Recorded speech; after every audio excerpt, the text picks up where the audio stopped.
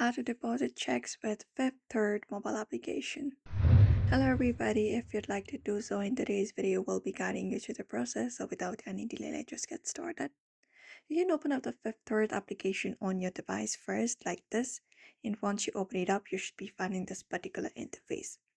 Now look out for the deposit option within your dashboard and tap on it.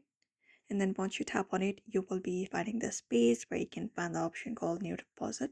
So you can select the daily deposit or monthly deposit. Just go ahead and do so. And then you can select to which account you are going to do so, in your checkings or savings.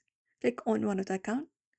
And once you do so, you just need to go ahead and follow up the process. So here you can just go ahead and take photos, front of the check and back of the check.